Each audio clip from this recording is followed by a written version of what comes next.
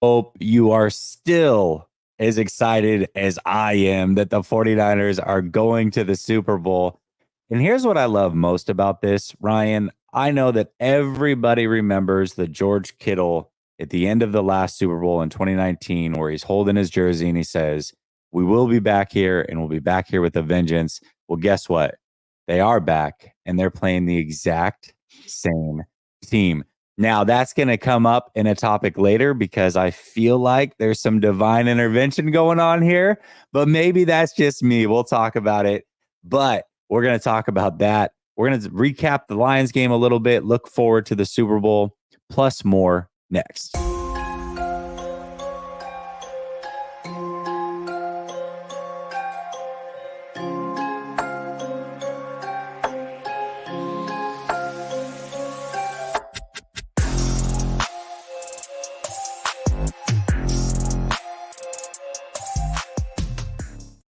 All right. Welcome back to Last Second Sports. We are giving you our take down to the last second. And it's Tuesday, early afternoon, late morning on the West Coast. What's up, Ryan? How you doing, my man? I'm doing good, brother. How are you, man? How you feeling? I'm doing fantastic. I'm still on cloud 49. Should it be cloud 49er? I'm still on cloud 49er after that one. It was a fantastic experience, man. Yeah, Fantastic yeah, experience. But yeah. You got to fly out all the way from Florida to the West Coast and yeah, watch the game with our guy David Lichty. You got to yeah. see Grant, man. So tell us about this experience you had out there, brother. Man, okay, first of all, so for everybody that wasn't able to kind of follow some of the updates that happened, so not only was I able to be at the game, but when you guys at home watched the national anthem, or if you were at the game, you wouldn't have known either. But when you watched the national anthem, there was the people on the field that were holding the flag. Well, I got to be one of those people. David and I did, and that experience in itself was incredible because before what happens was we had to rehearse it. So we had to be there super early, like 4 hours before the game, which meant, okay, we rehearsed this whole thing. Well, while we're rehearsing, everybody from Fox, because the game's airing on Fox, is like in and out of the tunnel where we're at. So Mm-hmm. literally, Rob Gronkowski walks right in front of me. Mm-hmm. Aaron Andrews is, I could like stick my elbow out and touch her. She's standing right behind me. Yeah. It was incredible. Like you're just seeing all these people that you've seen on TV for years right there. And then I didn't even know, and this really upset a lot of people, but there's a baseball player that was at the game that I didn't realize until the 49ers had posted on their Twitter about him. He's won a couple World Series with the Giants. He was at the game. Well, little did I know, he was a guy that was walking through like high-fiving us earlier. Didn't know who he was, just gave him a high five. Thought that was the nice thing to do. Come to find Mm-hmm. out, he's won a couple World Series and he's a good baseball player. So that was, Who was it? just an overall cool. Shoot, I forget his name, man. I don't know Yeah. baseball worth a lick. He was wearing, I think he was wearing Grant's favorite giddy up denim on denim. So that was good. Yeah. I Yeah. know Grant has like a thing with that. So yeah, it was all of that plus great seats. The game itself was absolutely incredible. Oh, and then before the game, so we rehearse, then they bring us up to like a club level suite. So we're watching the Ravens Chiefs game there. All you can eat food, all you can eat drinks. So we're just in there chilling for 2 hours before we got to go back and actually go on the field. And then walking on the field when the crowd was actually there was a surreal experience because you're looking and it's like, wow, all the Lions players are right here. All the 49ers players are right here. The national anthem's being played behind me or sung behind me. A full stadium of people just rocking. It was cool, man. It was a really, really, oh, there we go. Hunter Pence. Thank you. Whoever that Oh, guy well. is. Yeah. Everybody was so mad at me. How do you not know? I'm like, okay, first of all, one, I don't watch baseball. Two, I'm not from the Bay Area. So a lot of the Bay Area culture that people like really geek out on, I don't know anything about it. Like I'm not a Bay Area guy. So forgive me. Yeah. But yeah, he was incredible. Uh Valhalla I went. wants to know what part of the flag. I was top left corner on the side by the top left star. So The good luck very finding me on the very TV. corner, right? Yeah, so basically I if you saw look you. at the picture, there's one guy here at the top of the Yeah. flag and I'm the first guy right here on the side. Yeah. Okay, I think I saw you, man. I was looking for you because you gave me a shout out. Yeah, I can't believe you don't know 100 Pence, bro. You're not a baseball fan. I'm a Giants fan. No. I would have Okay. recognized him. Yeah, right fielder. Won multiple Super World Series with the Giants. So yeah, that's cool, bro. You had a lot of different experiences. What was it like being on the field? Pregame. Well, pregame it was cool, everybody's kind of out and about, bumping around, doing their own things. But really, the best experience was when everybody was in the stands, because you just walk out and it's just the whole place is rocking, and you kind of get a little bit of a feel of what it must be like when you're in the middle of a game trying to call your plays, and just the energy you feel, which kind of brings me to a point of Dan Campbell, and I'm going to kind of parlay the game a little bit, but some of the decision making he made, the worst decision where he decided not to go back up or try to go back up 17 points and kick that field goal. He didn't account for momentum and the crowd noise and the team just feeling confident, because what happened was the 49ers came out in the second half. They kicked that field goal. It was like, oh, okay, it was nice to get points, but you would have liked a touchdown. Then all of a sudden the Lions come out just like they did in the first half, and they're marching down the field, marching down the field. Everybody's kind of tense, like, oh my gosh, if they score a touchdown, we're kind of screwed. Or even if they score any points, this is going to be almost impossible to come back from. And then when they decide to go for it, it's like, Dan, what are you thinking, man? Like, this crowd is incredible. Do you not feel this? Right now, it's almost silent in here for you guys. But if you don't get this fourth down, you're going to let all of us back into this game. And that's exactly what happened. So it was it was just crazy to kind of experience that as a non-player, obviously, and it wasn't as crazy as I'm sure it was at points in that game when I was on the field, but it's enough that you can feel your feet shaking underneath you. And the grass, interestingly enough, it's go to your local fairway. The grass is that short and that kept up. So that was kind of interesting as well. I noticed that you were positive at that halftime. I was not. I was not. I'm like the most optimistic guy people will meet when it comes to everything but the 49ers for whatever reason. Yeah, I feel it. I feel it. Yeah, and so like at halftime, I'm like, I don't know. I tweeted out, I don't know how you can, if we can't stop the run, how do you come back down 17? That was my question. But I guess the answer is Dan Campbell's not going to run the ball. I guess that's the answer. But you were very positive. You believed they were going to come back. What made you believe that? And by the way, from that home, right? I also find it interesting. You live in Florida. You've been to 2 49ers home games this year. I live, 2 hours away, and I haven't been to one. I still watch at home. But anyways, the crowd seemed from at home, it seemed like the loudest I've ever heard it at Levi's. It was, but also there was a lot of Lions fans there. You got to give them credit. There was about 30. And if you're a season ticket holder and you sold your ticket, shame on you, because it went to a Lions fan. I will guarantee it. There was about 30% Lions fans in there, which surprised me. There was a lot. And so even when the Lions were doing well, that's enough to kind of carry a crowd for TV and make it seem probably louder. It was definitely rocking once the 49ers got into it. It was an incredible experience, but there were times, man, where the 49ers side of things were very, very quiet, very quiet. And they had the Jared Goff chants going and all these other things. It was dicey. But the reason I was confident, Ryan, is because, and I had put out a video the day before, I just started to get this feeling. And it's weird. You know what I'm talking about. You just get a feeling that something's going to happen, and you believe it with everything that is in you, your mind, your heart, everything. This is the way it's going to go down. I had that feeling 2 years ago when we played Green Bay, and Nick will attest to this. Nick, who used to run Nothing But Niners on YouTube, and he tweeted it out after the game was over, like, oh my gosh, Jesse called this.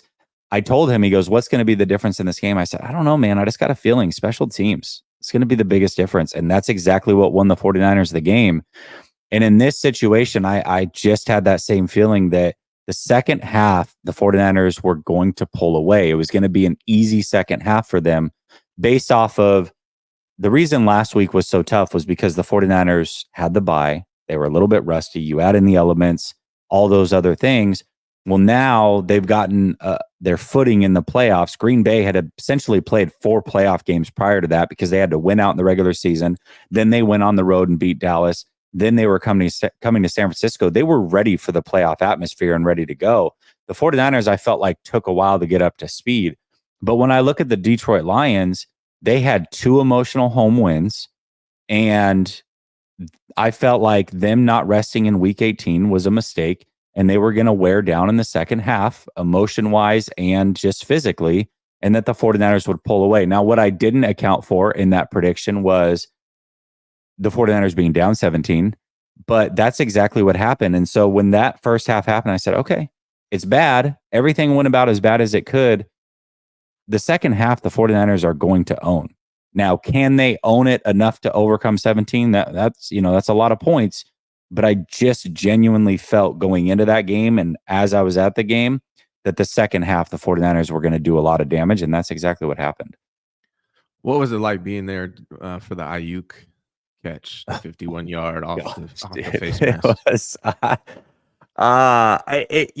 It's interesting because not just the Ayuk catch, but coming down from 17, which tied, I believe, the highest come from behind victory at halftime, anyways, in a playoff game. You don't really realize until the very end that you've just witnessed history.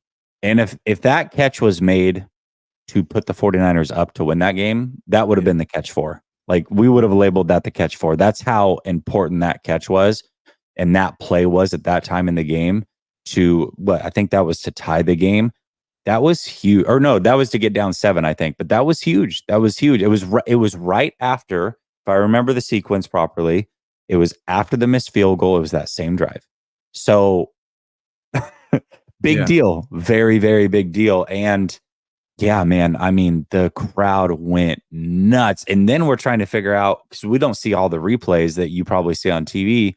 We're like, was he even touched? A lot of us didn't even think he was touched. When I watched it on TV again, he was clearly touched, but it was massive, man. That catch really got everybody on their feet and everybody ready to go. So for me, man, that it was one of the probably 5 playoff games, I imagine, in many years that we'll talk about as like staple games for the 49ers franchise. As long as they go on and win the Super Bowl, this will be a game that's remembered for a long, long time. And especially the younger crowd that hasn't experienced the Super Bowl, this game will be one that I think most of you remember. Much like I remember the catch 2 as like my moment, I think a lot of you will remember that catch in this game as kind of your moment as well, which is cool. And I was there. I got one more question for you. Because you're there in the stadium, you can observe things on the sidelines that we can't see on TV. Was there something you noticed that jumped out to you that you noticed on the sideline during the game? I think for me, I kept watching just kind of the players' demeanor throughout being down, and it just didn't seem like they ever swayed. Their confidence was there the whole time. You could tell that they were like, okay, this isn't going well, but we know we're the better team. Like the facial expressions, there wasn't a lot of teams when they get in these situations, you get yelling at each other, you get finger pointing, you get, somebody coming off the field mad they didn't get thrown to and yelling at the coach for not drawing up a play for him. That happens across the league on a regular basis. That is something that you have to give Kyle Shanahan and this franchise credit for bringing in the right people and leading them in the right way, that they are not at all like that. There is no finger pointing. There is no heated arguments on the sideline. And sometimes those aren't always bad, right? They can be a way to spark a team, but this team doesn't have that.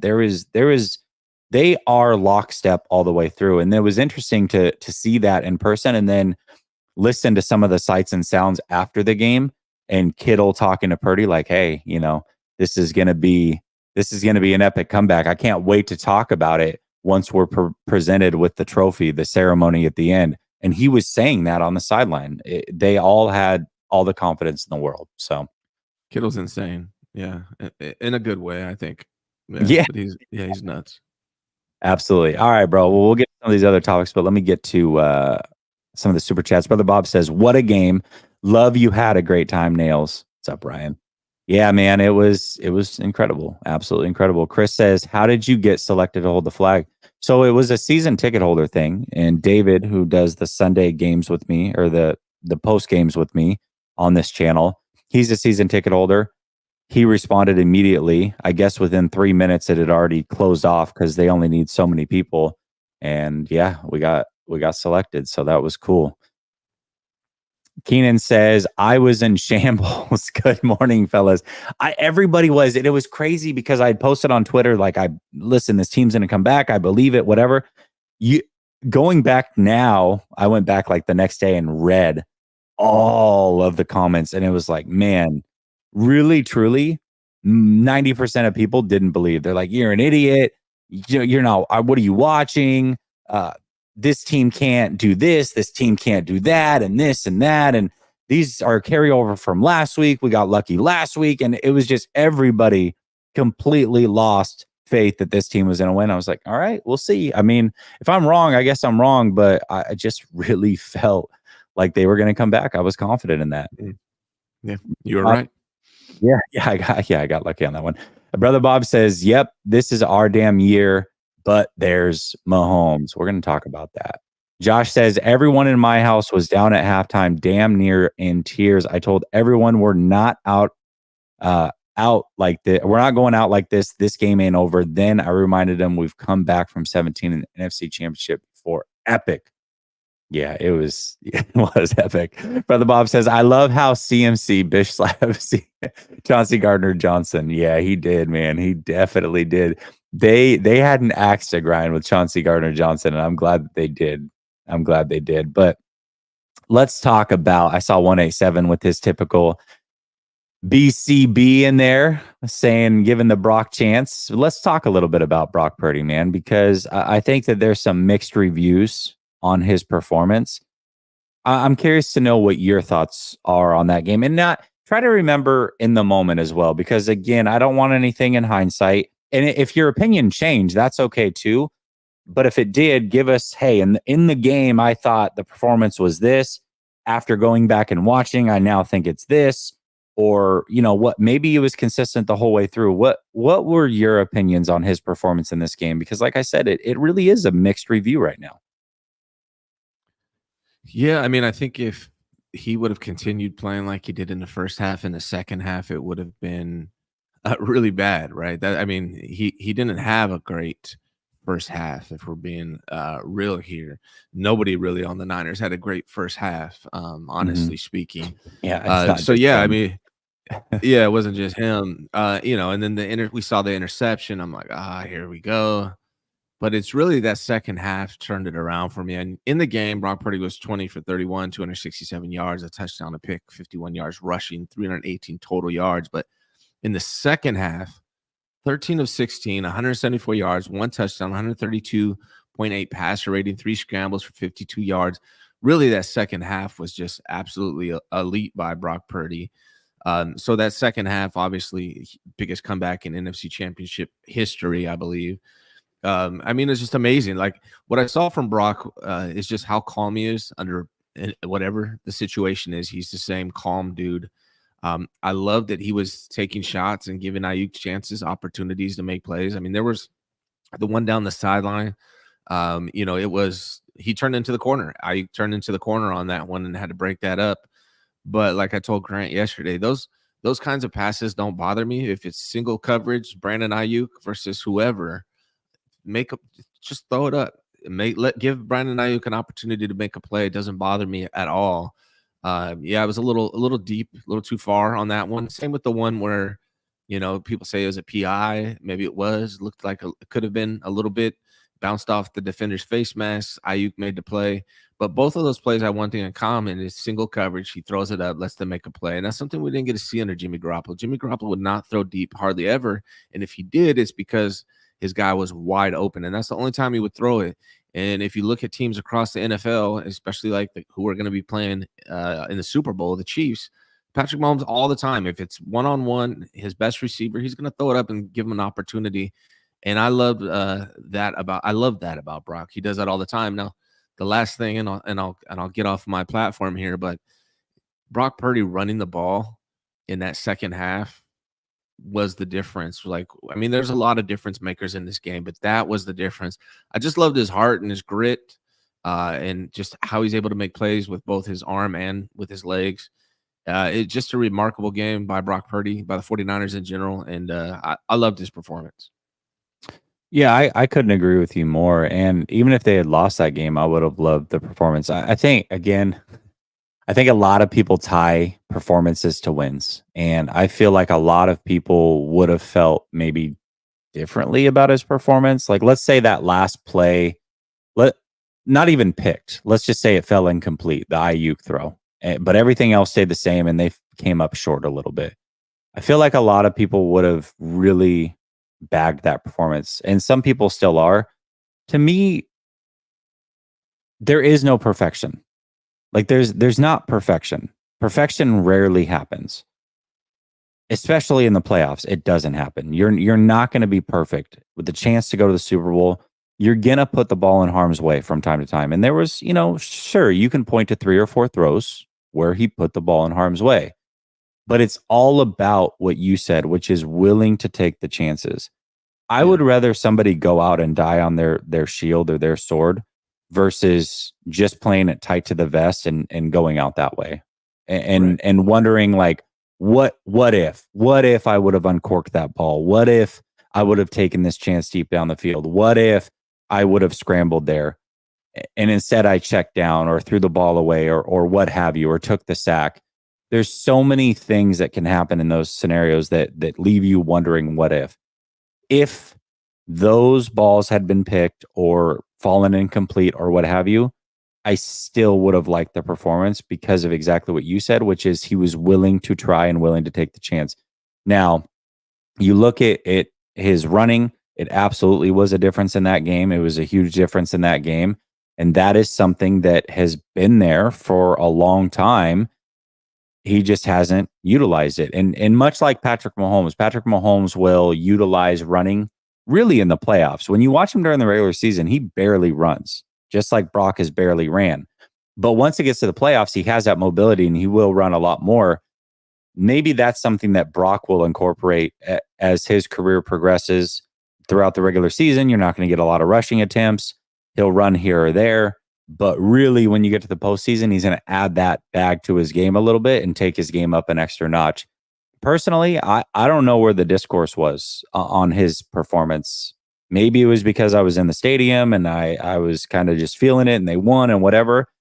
But there wasn't a time where I looked at David, or there was a couple people that were behind me that we were chatting the whole time, that we looked at each other and were like, okay, like, come on, Brock, like, clean it up. I didn't tweet out anything negative about Brock throughout the game. Like, it wasn't perfect, and there were times in the first half where it's like, okay, yeah, I guess you could kind of bag on things, but no playoff performance is perfect. And I think this thought of perfection, or this thought that these players, these quarterbacks can't have flaws or make mistakes is completely asinine. And again, they get highlighted more in a loss. A lot of people talk about Josh Allen's performance in Buffalo. He did all the great things he needed to do in that game. They came up short. So now all of a sudden he can't do it. Well, if the 49ers had come up short, then that would have been the narrative around Brock. And I just think it would have been unfair because he did everything he needed to do, in my opinion, to try to win that game. And if they didn't win, then that wouldn't have been his fault. It just wouldn't have been. Yeah, I noticed something very casual about a lot of fans and in all sports, right? It happens in basketball, happens in football. You could, play, like, you can play the same game, right? And let's say, in football, for instance, field goal makes the kick, wins the game for your team. That quarterback played amazing. It was a phenomenal game, right? That same exact game, same exact play, same exact stats. If the field goal is missed and they lose, now the quarterback didn't do enough, right? So a lot of fans, it's just like 1 or 2 points difference is the determination of whether that quarterback totally sucked or was amazing, right? It's just very casual way of observing the game. But also to the point of Brock Purdy taking shots, you especially want him doing it in this situation when you're down by 17, right? Like if you're up by 17, maybe you want to be a little bit more cautious and protect For the lead. sure. But you're down by Yes. 17. You got to take these Yeah, shots. So yeah, no, I I thought agree. Brock. That was one of my favorite games from Brock, if not the favorite game I've ever seen Brock play. And a lot of people are still surprised about his ability to scramble, but I'm like, did you guys watch the Bengals game? Like he was able to do it then too. So he has that ability, and I like to see him keep taking those opportunities when they exist. Yeah, and I like that he prefers to play quarterback and throw the ball and tries to keep his eyes downfield. That's the preference. But there are times where you just have to run, especially in the playoffs. And it goes back to the Mahomes thing. Mahomes doesn't do it during the regular season hardly at all.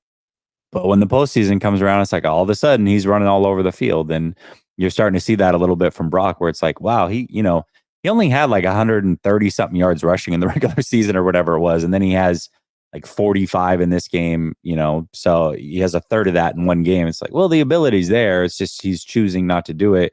And probably for the better. Like doing it all season long is how you end up getting hurt. You pull something, you take an unnecessary hit, whatever. But when the playoffs are on the line and games are on the line, leave it all out there. And that's what I loved about that performance. And no, that is not me excusing and saying, hey, he didn't throw near picks or he's got to protect the ball better in certain instances. Yes, I all those things can be true. I agree with that.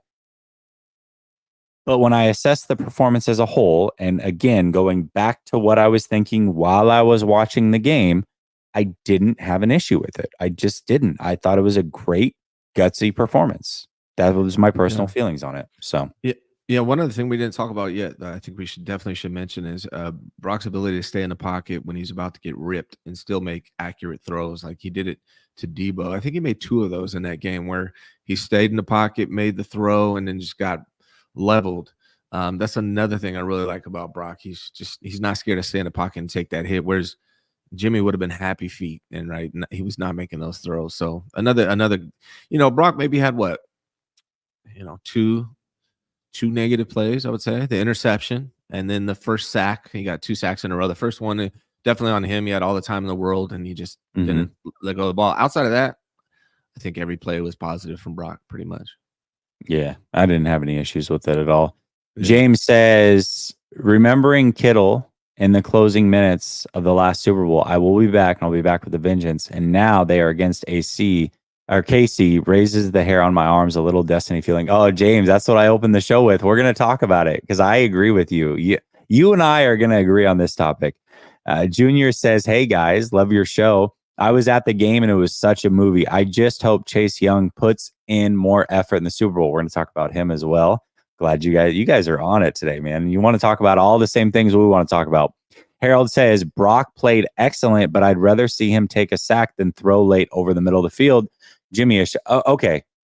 I know what you're saying, that because there was the one throw that ended up being a great catch by Jawan Jennings, that if Jawan doesn't get his hand on that and bring it down one-handed, there's a good chance that's intercepted. There's a defender waiting for that ball. So I get that, but kind of to Ryan's point, be a gunslinger when you're down 17 and everything's on the line.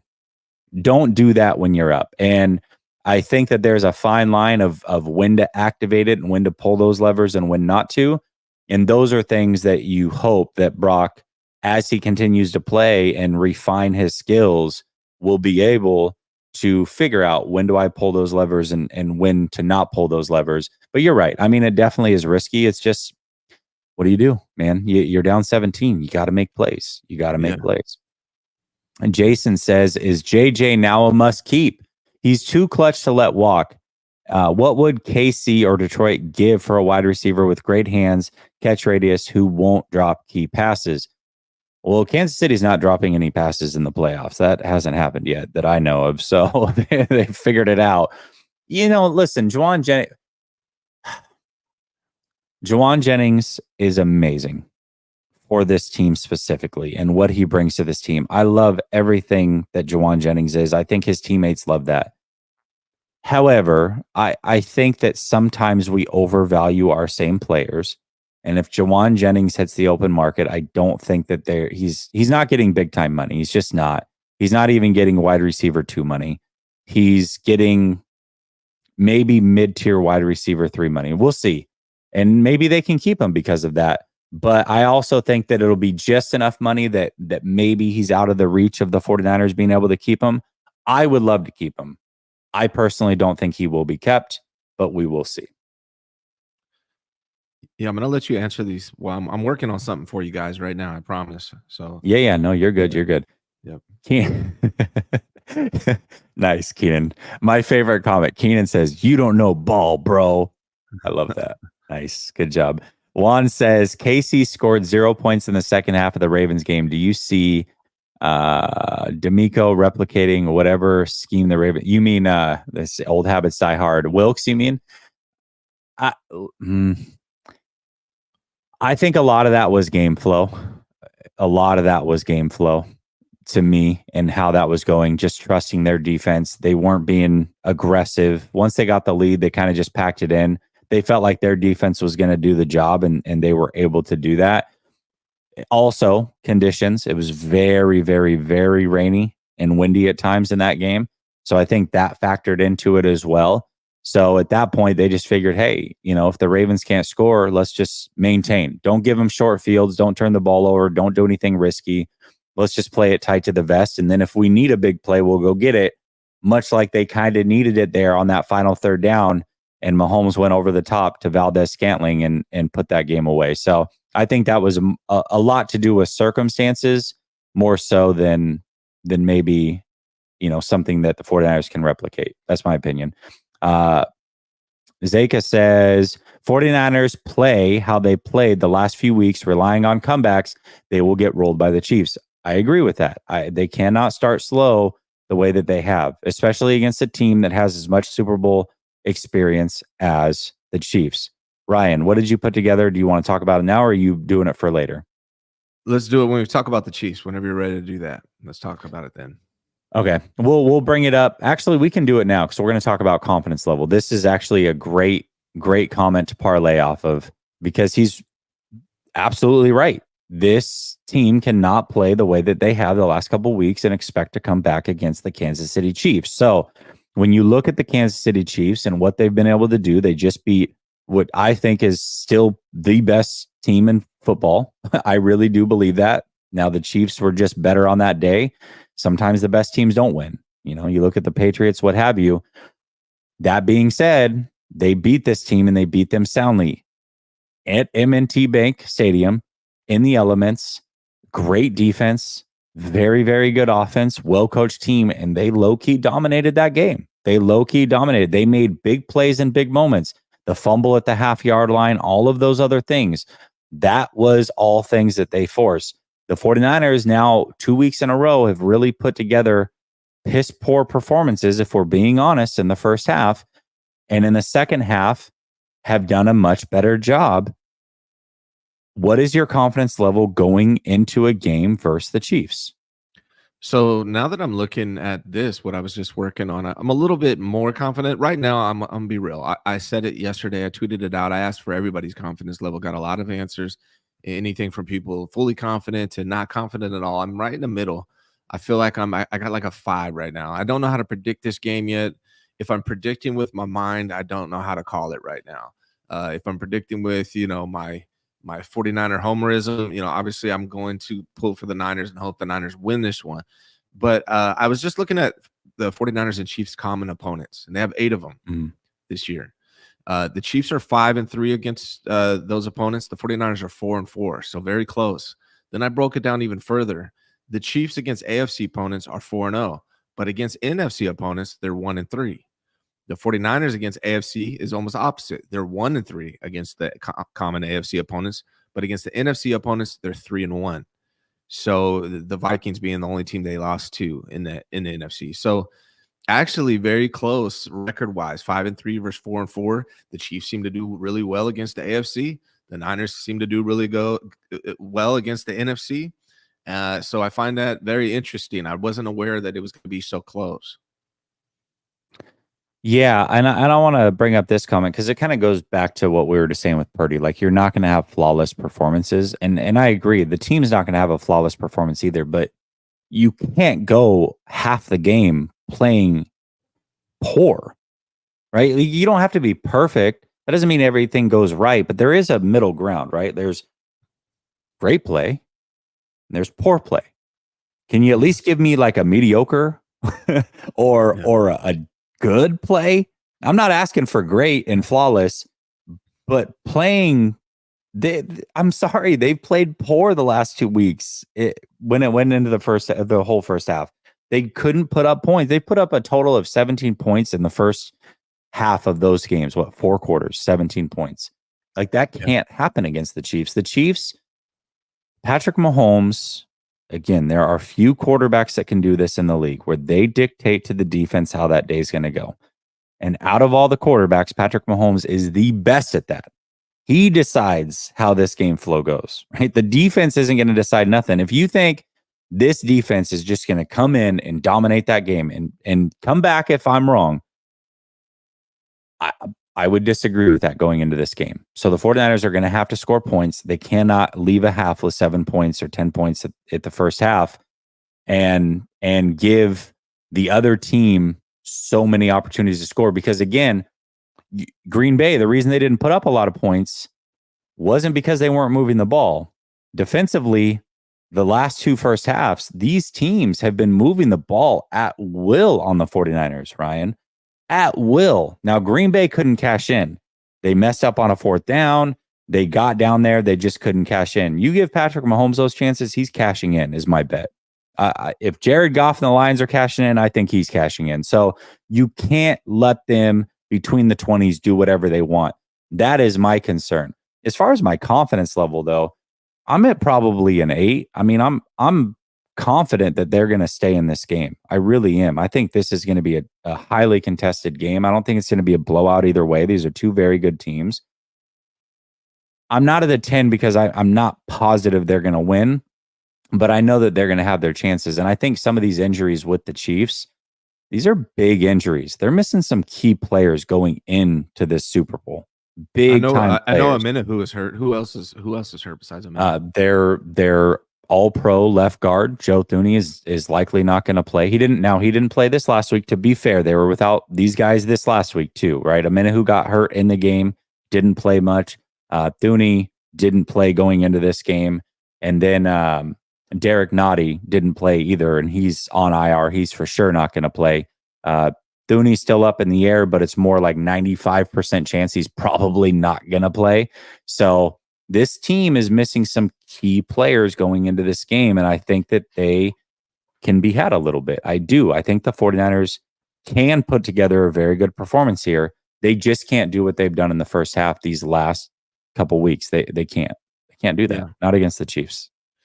Yeah, the Chiefs are tough, man, because they do have a really good defense, probably the best defense underneath or under in the Patrick Mahomes era, which is interesting. We're used to the Chiefs being a offensive team, and they still are as long as Patrick Mahomes and Travis Kelce are on the team. Isaiah Pacheco's great. Outside of those guys, though, I mean, they lead the NFL in receiver drops. I mean, the 49ers got to figure out a way to limit Travis Kelce, stop Isaiah Pacheco, and just really, you don't want it sounds weird, but to put the game at Patrick Mahomes in the receiver's hands, but I think that's the best strategy. Like if you can take away Kelce, you can take away Pacheco and then leave it in freaking, Rice's hands. And hopefully those guys continue to make big drops like they have been all year. It's going to be a tough game though. That defense is legit for the Chiefs, and they got possibly the greatest quarterback of all time. We'll see how it finishes out. But the 49ers, I think they have the best skill players. And on paper, they have a really good defense. It unfortunately just hasn't translated into, numbers and statistics stopping the run. I'm hoping that the Chiefs don't just take a book out of or take a page out of the Lions book from the first half and just run the crap out of the ball. If the Chiefs run the hell out of the ball with Pacheco and they stay with it throughout the game, and then, they work like some screens and dump offs like they've been doing a lot of with Patrick Mahomes and take a couple deep shots. I mean, it's going to be tough. This 49ers defense has to be ready. They got to figure it out. It's going to be an interesting game, man. I don't know how I'm ever going to feel 100% confident these 49ers are going to win this game. I can't see that coming to me. Now, can they win the game? Absolutely. It's just hard for me to say they for sure will. Yeah, and I'm not going to pick a game today, but I've picked the 49ers to win every game this season. I don't think I'm going to deviate from that. So I'm confident enough to pick them to win, but not confident or arrogant enough to realize like Patrick Mahomes is Patrick Mahomes. Now, one thing I will say about the Ravens, and I didn't watch a big chunk of that game, so correct me if I'm wrong. For anybody in the chat, it's like, hey, you didn't watch. That's probably true. I saw maybe 2.5 quarters of that game because I was doing the flag stuff and was at the game myself. But from what I saw, I would have put that game on the offensive coordinator, a lot of it on the offensive coordinator, Monken, for his game plan. Gus Edwards was running the ball effectively, and he only had a few runs. Why they deviated from running up the middle, which is exactly where the problem is in that Kansas City defense, it hasn't been great all year. Then you add in the fact that Nadi is out and Chris Jones was hobbling in that game. Why they didn't continuously pound the rock right through the A and B gaps makes zero sense to me. I think that was there for them to be had, and they didn't do it. And I think that's something that they're probably regretting a couple days later. The 49ers are going to stick to the run game, and that's what gives me why I'm at an 8 for a confidence level, because I know that they're not going to deviate from that plan. That's what they've always done. Or I should say, I hope they don't deviate. We've seen Kyle do this in big moments before, but right now, I think Kyle is kind of gotten over some of his woes. I really like what he did this last game. He stuck to everything he wanted to do, stuck to his guns, and it paid off big time. I think the 49ers are going to establish a run. They're going to stick to the run, and I think that's going to be huge for them in this game. Has to be, because you got to keep the ball out of Mahomes' hands. And the best way to do that is run the ball and play the time of possession game, which Kyle loves to do. So hopefully that's the plan. Hopefully it works, man. And really, it's the defense. I actually don't really worry about the 49ers. I feel like they're going to score points, even though this Chiefs defense is good. I'm actually, a lot of people are feeling the opposite of me. I'm more worried about the defense stopping the Chiefs than I am the offense being able to score on the Chiefs. Even though the Chiefs I'm kind of with really you. good. No, I'm kind of with you. I'm actually, yes, I'm with you on that one a little bit as well. I'm curious to see too, because I imagine I'm going to go back and watch Kansas City and a lot over these next couple of weeks and see what they prefer to do against specific quarterbacks and what have you, specific running backs. But I imagine we're going to see a lot of single high safety, which basically that's going to be them daring the 49ers to throw the ball and having confidence also in their corners, because they are very, very good, and their safeties because they are very good. And just saying, hey, we think we can cover with one high safety. We're going to bring a safety down. We're going to be in the box. That's going to help us stop the run. You go beat us with your arm. And I think that's where things get interesting, because, Brock's played very well. Ayuk has been able to get separation in some of these games. But man, there's nowhere to hide against this secondary. It doesn't matter where. I mean, you could line up Ayuk as in the slot, and they've got a great nickel corner. So no matter what, they're not going to be running free all over the field the way that we're kind of used to it being. And I'm curious to see how that plays into things, if that's the approach they decide to take and go one high. If I'm the Chiefs, I'm going one high and saying, hey, you know what? We're not going to allow you to run the ball with consistency on us. And we believe in L'Jarius Sneed, McDuffie, and some of these other guys, Reed and everybody else out there, to go out and make these plays. Yeah. Reed is really good. I've been watching him in all the Chiefs games I've watched this year. Reed just really jumps out to me. Justin Reed he's a hell of a player. Yeah. Yeah, he really is. He really is. What, you were working on something? Did you get to it, or is there? That was it. The common opponents. I was researching that. Yeah, so it is interesting that the Chiefs against the NFC 1-3, 49ers against the NFC, against the AFC 1-3. So they're both 1-3 against the opposite conference. I find that interesting. So it's not like the Chiefs were out here running through everybody, or the 49ers were running through everybody in the AFC. It's very even. So that does surprise me. I'm gonna post this on Twitter, but after I'm off the show here, I'm also gonna do the points for and the points against common opponents, and that should help reveal some stuff too. Yeah, I'm curious. James JJ says, here's $1.99. Appreciate you, James. Notorious Gav, man, it's been a while, bud. How you doing? He says, Jesse, do you still think we don't need to extend Juice after watching the NFC Championship? Juice was everywhere and blocked Gardner Johnson for 24 yards. Well, you're like the biggest Juice fan that there is, so appreciate you for standing up for your guy.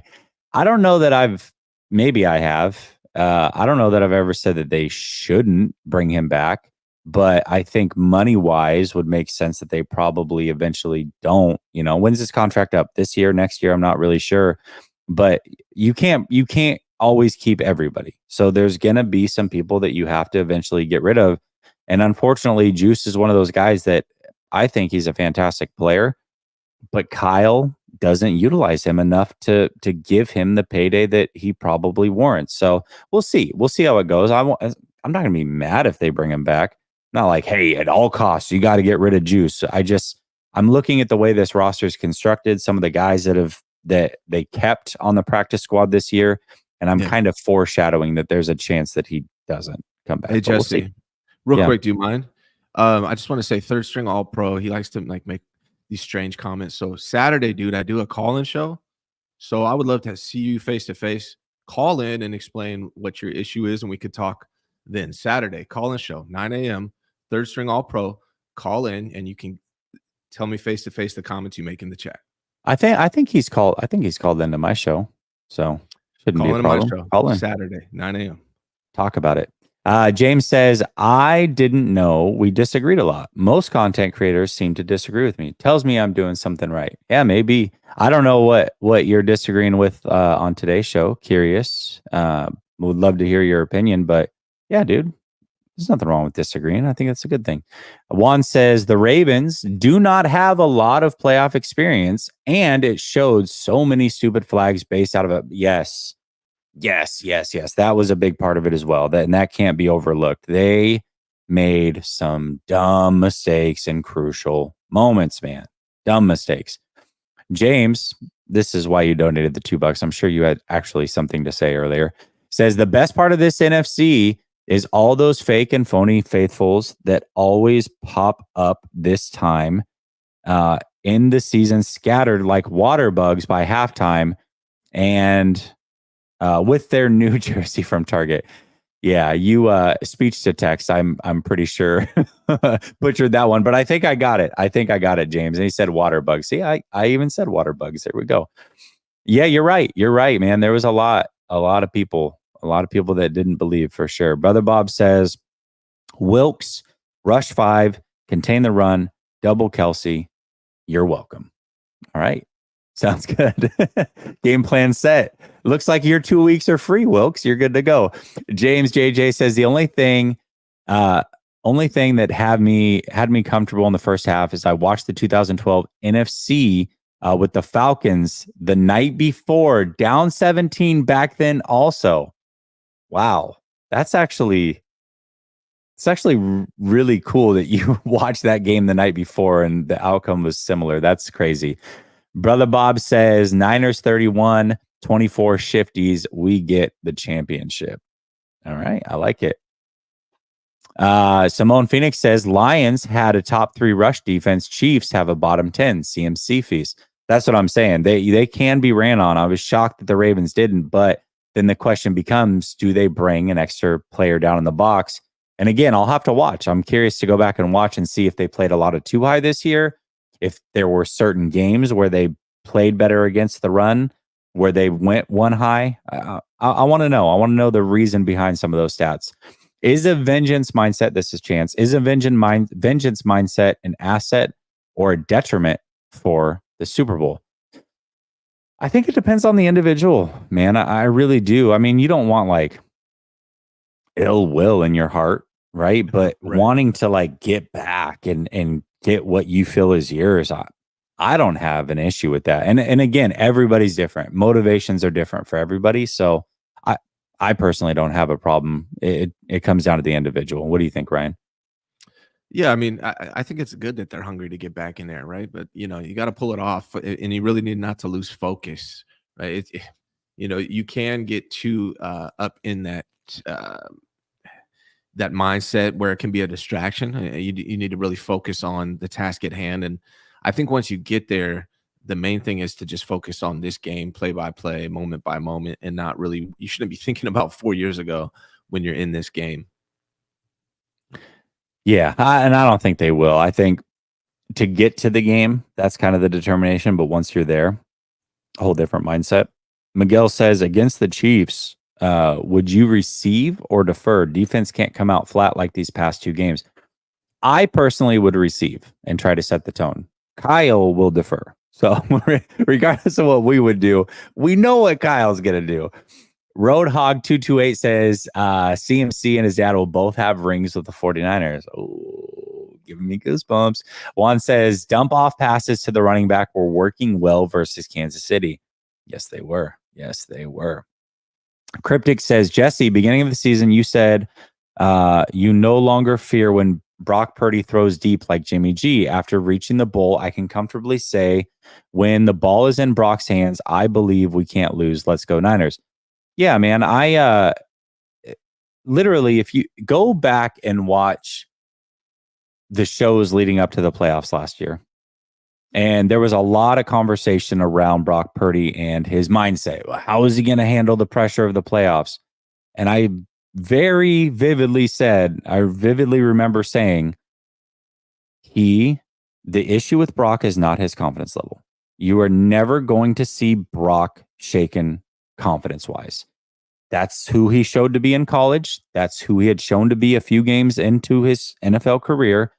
He has full belief in himself. So the confidence level and the mindset are never going to be an issue with Brock Purdy, in my opinion.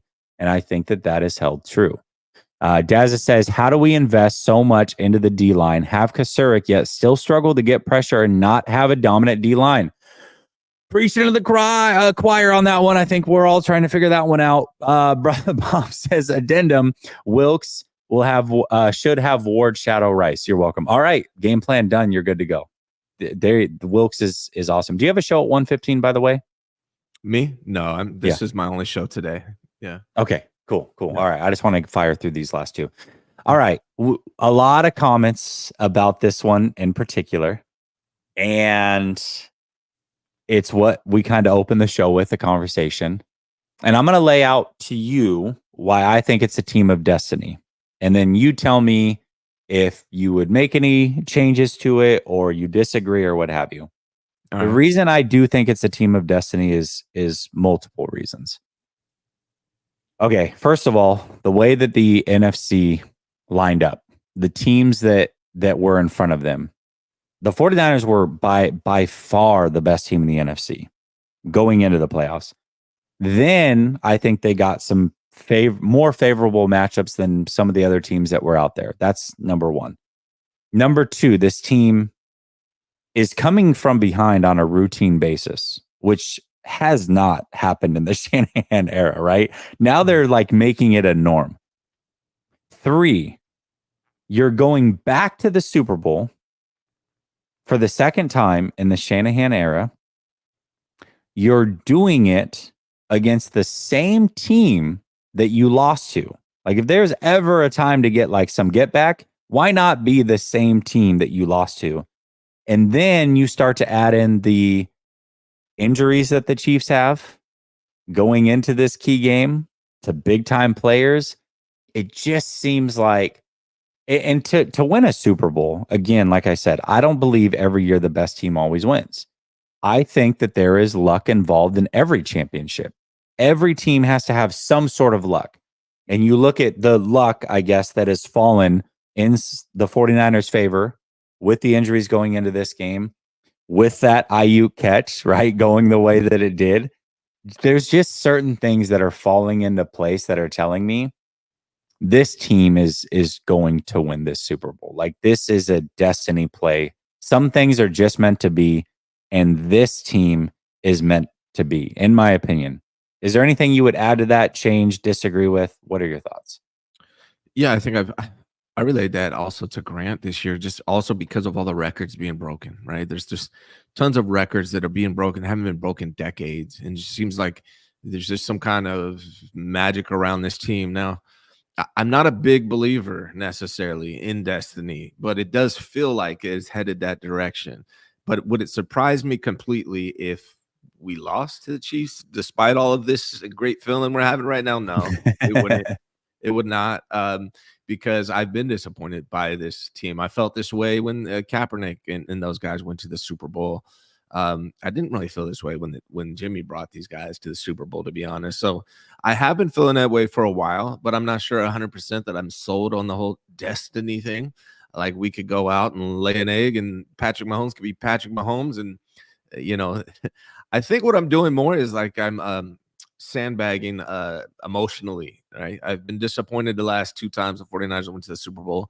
So I'm trying to minimize my expectations and just be an observer and watch it and hope for the best here. But I definitely hear your point. I've been saying something similar to Grant over the last couple months. It just feels like it with everything that's transpired, the whole Brock Purdy story, all the records being broken. It does feel like that, and I get where you're coming from. Wow, Ben Johnson staying in Detroit. That's huge for them. He didn't get a lot of love, and I don't know if it's because he stopped running the ball in the second half, but I think he only had like a phone call with the Commanders and maybe one The other team. Commanders wanted him. I know that to be true. That's something that Adam Peters wanted.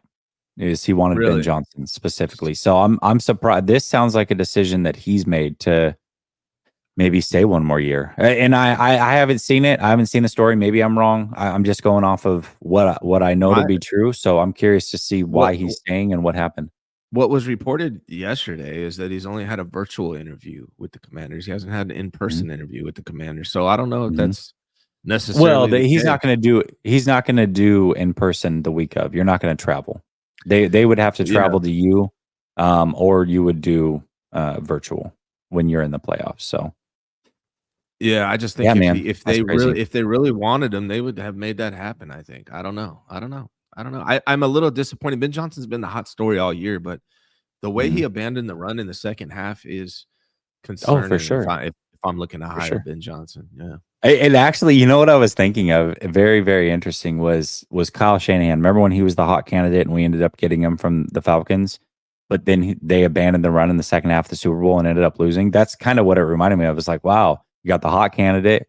He's here in the NFC Championship. The game's right there to be had, and he just abandoned the run. It was very young Kyle Shanahan-esque, and that I was like, okay, like.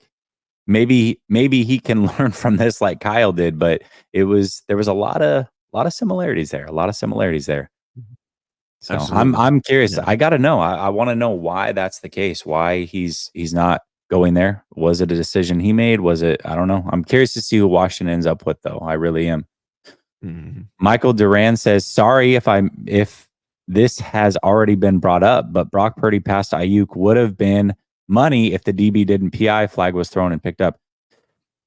I guess. I mean, here's my problem with that statement. And again, I gave Brock Purdy all the credit in the world. I don't have a problem with the fact that it could have been intercepted.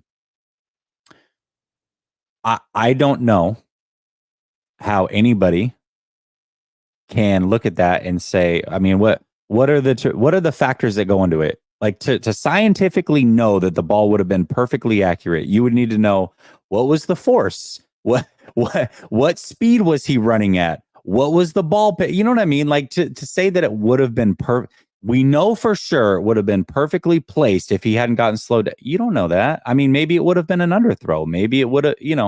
It's impossible to say that. Impossible.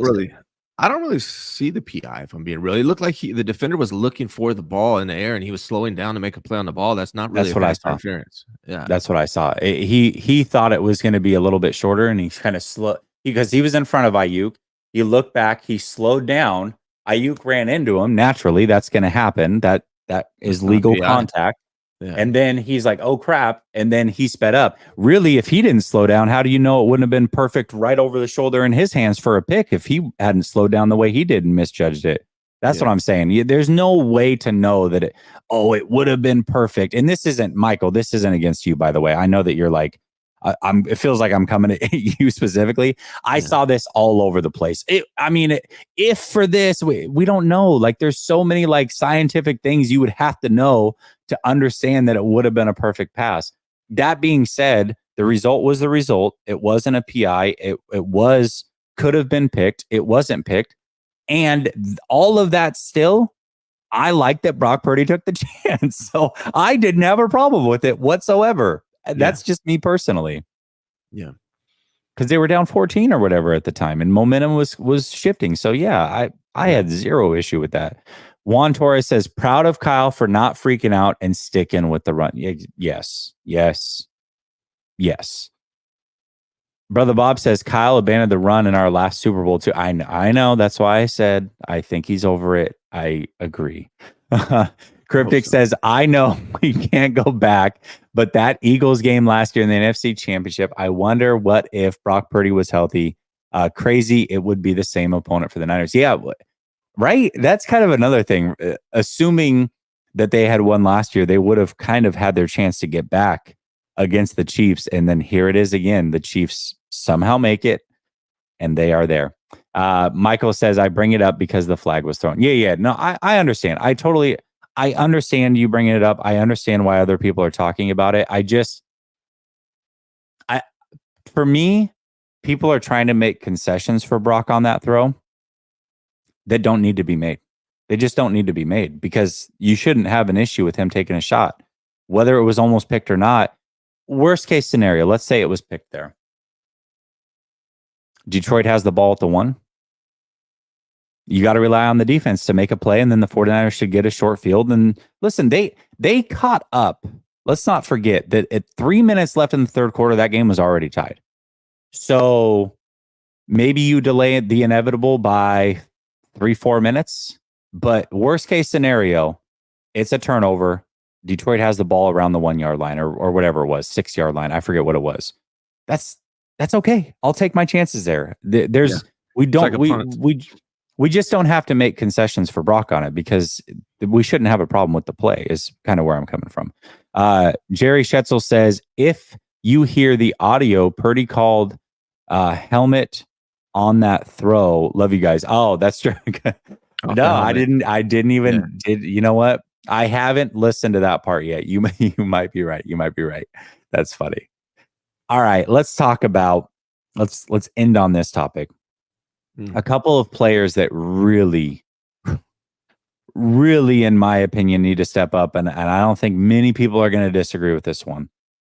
First of all, Chase Young is showing everything that he showed in Washington as to why he's not on that team any longer. Everything. He doesn't complete plays. If he misses on first whiff, he walks. He puts his hands on his hips. He kind of jogs.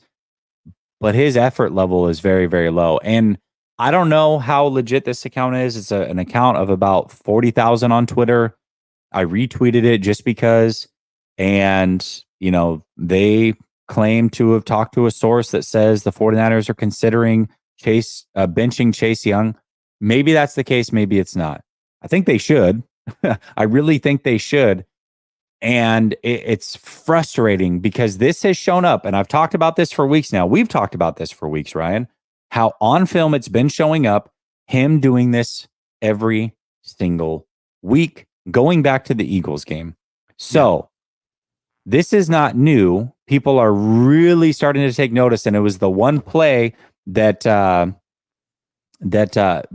Gibbs ran in for a touchdown. That's the one that everybody's pointing to. But you can find plays all over the place of a lot of these games that look very similar to that. Yeah. What are your thoughts on Chase Young right now? Well, I was a basketball coach for about 10 years, and my coaching mentor always told me this. He says, as a coach, you can't teach effort, but you can hold it accountable. The Commanders have already held it accountable with Chase Young, and that's why they got rid of him. Now, the 49ers, they can accept it because you can't coach it, or you can hold them accountable. And the way you hold them accountable is by benching them, right? Or, I don't know. What at minimum, what needs to happen with Chase Young and the 49ers is they need to be looking at the film together, and they need to be just pointing it out to him that this is not acceptable, and we're trying to win a Super Bowl. And what I don't understand, man, is you are playing in a contract season. You're playing for a Super Bowl, and you still are not giving the effort that is required. Like, I don't understand, man. Do you not want to get paid? Do you not want to win a Super Bowl? Like, how much more motivation do you need, man? There's nothing else you could do to motivate a person to try harder. So, yeah, I think, my mentor is right. You can't teach effort, but you can hold it accountable. And the way you do this is by benching them. Yeah. Mm. And I don't know, man. I don't know how much better Randy Gregory is, but I tell you what, Randy Gregory tries. He Yeah. gives you effort. So if that's the move, that's the move. And it wouldn't bother me. You know, this might sound crazy, and I doubt the Niners are going to do this, but the 49ers run defense has been a bit suspect as well. Oh, yeah. Would you consider, at least on like first down, moving Armstead back out to defensive end to get another big body in the middle? And now you have three bigger, stronger bodies on the line to help stop the run. And then also knowing that your effort is not going to be an issue. And then bring in Gregory ahead of, now I'm not saying bench Chase Young altogether like he doesn't play. You're gonna need everybody in this game. He's gonna have to take some snaps, but for the most part, until you need to get to those subs, Gregory's the guy off the bench in pass rushing modes. Would you consider doing that? Oh, for sure. And I think Grant brought up that Armstead point at his quality control meeting where he's talking to the coaches. Mm, And they actually did that at least one, maybe two plays in this last game. I don't know if you noticed that, but Armstead did get moved out to the edge on at least one. I think it was just one play, and Chase Young was out. So they've done it. I would absolutely do it for sure. But who do you put in the middle? Do you put Kinlaw and no, who do you no, put in the middle with not Javon Kinlaw. Hargrave? Who would you put in the inside? That's the problem. I mean, I would probably put Joseph Day maybe. I don't know. I mean, I don't know. Not Kinlaw Yeah. because he still gets pushed around way too much for me to be comfortable Yeah. with him up the middle. Gibbons, I would be fine with too, I guess. I don't know. But Yeah. I mean, I think that's the thing you got to think about too is like, who are you replacing him with? Is a big part of it. I mean, Chase Young has a ton of talent. He's a specimen of a man, like a big dude, bro. Like, and Kinlaw is too. But so I guess size isn't everything, but that effort is definitely lacking by Chase Young. It's pathetic, honestly, especially in a year where you're trying to go out and earn a contract. You're trying to win a Super Bowl. It doesn't make a lot of sense. But the 49ers need to get that fixed because stopping Isaiah Pacheco in the Super Bowl is going to be key to them winning the game. And you can't do that unless all hands are on deck. yeah. Yeah, I agree. I agree with that. They're going to need Chase, but to your point, you're in a contract year and you're headed to a Super Bowl. How do you not have the motivation? I don't get it. All right, let's turn our sights to Jake Moody a little bit because, dude, you talk about confidence level. I have zero confidence in Jake Moody. Right? Yeah. This is going. By the way, this is going all the way back to the draft. The night he was drafted, I went and I found his numbers and I talked about how inaccurate he was under 50 yards and how that concerned me from that like 35 to, or excuse me, 40 to 50 yard range and how that concerned me.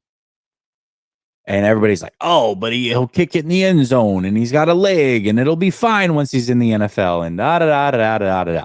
And then there were some big moments in the regular season where he missed kicks. And then it was like he was good for a long time. And everybody was like, you're making a big deal out of nothing. Final regular season game, he misses a kick. Then last week, he gets one blocked. Then this week, he misses another kick. And all of them are under that 50-yard range. Like these are the kicks that I'm talking about. He has the leg, and it's almost as if when he's got to put his full leg into it, that's what he's focusing on is just getting the distance and things go well. But when he doesn't and he has to take something off, he gets in his own head. And we talk about the sideline. And one of the things that I observed when I was at the game was that they remained confident. Moody, when he goes in these situations, looks like a deer in the headlights. Now, I don't know if that's just his face. I'm not trying to like get personal here, but like that's what it seems like. He just seems like he doesn't want to be in these moments a lot of the time. And that worries the hell out of me. He may be fine in the Super Bowl. He may not miss a kick. But man, going into the Super Bowl, I have zero confidence in this kid. I really do. Really do. Yeah. I mean, I What do you think think? And going into a Super Bowl situation where every point's going to matter, man. Oh man, this one really is bugging me a bit. I just don't think there's anything you can do about it at this point, right? You Yeah. can't bring a kicker in off the street and assume that he's going to play better in the Super Bowl. So you got to roll with Jake Moody and hope for the best. I mean, it's unfortunate. I don't have a ton of confidence in Jake Moody. I would say it's not zero, but it's pretty low. The 49ers just got to do their ultimate best to make sure it doesn't come down to a field goal in this game, and just play with that mindset that you got to win by multiple scores or at least a 7 points, because if it's coming down to Moody, that's going to be scary, man. I think I tweeted it out, and I hope I don't have to retweet it in 2 weeks, but I think I tweeted it out like my nightmare is that the 49ers get to the Super Bowl and comes down to a Jake Moody kick. I think I tweeted that out like 3 months ago. So dude, that's Ryan, I'm blaming you if this happens. You're getting blamed. Bryant, I will say this. You said I have confidence in Jake Moody. I'm just going to call a spade, bud. That's not confidence. That's blind faith. Yeah, and there's nothing wrong with that. There's nothing wrong with believing that he'll turn it around. But confidence comes from being in the situation or being in like similar situations and coming through. That's where real confidence comes from. You can think that I'm going to get it done. You can, hey, when I'm in that moment, I know that I'll act like this. But when the moment arises, until you actually do it, it's hard to have confidence. And in these moments so far, Jake Moody, I believe, has given us very little confidence or room for confidence. Now you can have faith, and I love that. That's what makes you a fan and a faithful, and I agree with that. But confidence, man, I don't know. Nope. Can we talk to? There's a Chiefs fan in the chat, and and I appreciate him being here. But he's saying we got to blitz the hell out of Purdy. Man, good luck with that, because Purdy's one of the best, if not the best, in the NFL when you blitz. Please blitz him. Please blitz him. I know he likes to blitz a lot. That's not going to go well. I promise you it's not going to go well. Okay, we'll see about that one. That's not the game plan I would ride with. And you're right. Spagnuolo does love to blitz. Brother Bob says BA 100 yards, 2 touchdowns, Super Bowl MVP, if not Brock Purdy or CMC. My bold prediction last week or a couple weeks ago going into the playoffs was the 49ers would make the Super Bowl and Kittle would be the Super Bowl MVP based off of his comment a few years back. Doesn't it seem like it would be fitting if it's a Kittle versus Kelsey Super Bowl? That'd be great. Taylor Swift watching from the VIP booth, trying to decide who the best tight end is in the NFL. Speaking of bold predictions, somebody tweeted this out to me and said that they went back and rewatched Grant and I did a show before the beginning of the season, and we did bold predictions. And he said, Jesse, I don't know if you know this, and I didn't. He said your bold prediction at the beginning of the season was that Ayuk, Kittle, Debo, and CMC would all have over 1,000 total yards. Congratulations. I was like, that's great. Well, that's cool. I didn't remember saying that, and I guess that would have been a thing if I had remembered it. So I haven't gone back and watched, but that's what he said. So I'm not gonna go watch. I'm not gonna go back and figure it out for sure. I'm just gonna say that great prediction by me. Right. Good job, man. But even if I didn't say it, Simone says luck absolutely plays a part. The Giants can thank Kyle Williams in 2012. The Niners were the Niners have been the better team, I think, in a lot of these circumstances where they didn't win a Super Bowl. Not just that year, but you are right. That was a great comment. Dazza says Gregory has looked better than Young. Completely agree, at least on the effort aspect. James says disagree. I saw him make 3 sacks. I see improvement. It's not about getting sacks or anything like that. Are you talking about Chase Young, I assume? It's when he doesn't get there. He's all about his numbers, man. If numbers there to be had, he's going to get it. But man, he is not. Sacks? Well, he didn't get 3 sacks. Maybe he helped. Is the reason why 3 sacks happened? I don't know. I don't know where he's coming with that. Either way, he could be talking about this since the last few games. I'm not sure. Overall, though, I don't. His effort's just not there, man. He doesn't have the motor that he needs, and it's frustrating. Dazza says they seem to be really missing DJ Jones. Oh, brother. DJ Jones for sure. Everybody talks about Buckner, but DJ Jones is probably the real miss when it comes to the run game. Brother Bob says addendum. You can't keep adding addendums. His game plan is done, Brother Bob. Wilkes, McGill should replace Chase. You're welcome. Okay. We'll see why McGill's more of an interior guy, but only lawyers and real estate brokers know what addendums are, Brother Bob. That's how we know you are. That's how we know he's a lawyer. Yeah, exactly. Yeah. Keenan says, give me some pads. I'll set the edge with effort. Keenan's at least going to give us effort. James says, you, Ryan, and Grant help me make sense of the post-frustration. Therefore, priorities. I could put in a half tank of gas or put in 5 super chats. We appreciate Thanks, it, brother. Man. Appreciate you, man. Appreciate you. Make sure you have Brother gas, Bob. Yeah, definitely get gas, please. Brother Bob says, you had to remind me of Moody. Kick off Steve. Now, I know, Brother Bob, but how did you forget? Cryptic says, I criticized Bosa this season for lack of production, but someone please help him. He turned it around in the postseason. Yes, he has, man. He has been full throttle. At times, it seemed like he's the only one that can even get close to a quarterback. You're absolutely right about that. Yes, he deserves all the credit in the world. Absolutely. He was the highest graded defensive player out of both the AFC and the NFC games this past weekend. You could easily just watch. You could watch and see how hard he was playing. It was phenomenal. It does make me question though, like where's that effort? Not that Nick Bosa last effort, but if you can visually see him playing harder than ever in that game, I would have liked to see that throughout the season as well. Yeah, for sure. James says, makes me mad that a first rounder like Chase, who doesn't work, will get more chances, and Lance, who does nothing but work, probably won't. Listen, man, I mean, different positions, different circumstances. Those things happen all over the league. That's not a Trey Lance, Chase Young thing. I mean, how many players have you seen get chance after chance, make bad decisions, continue to get it? Sam Darnold, awful quarterback, continues to get chances. Yeah. Right? It's happening on our own team.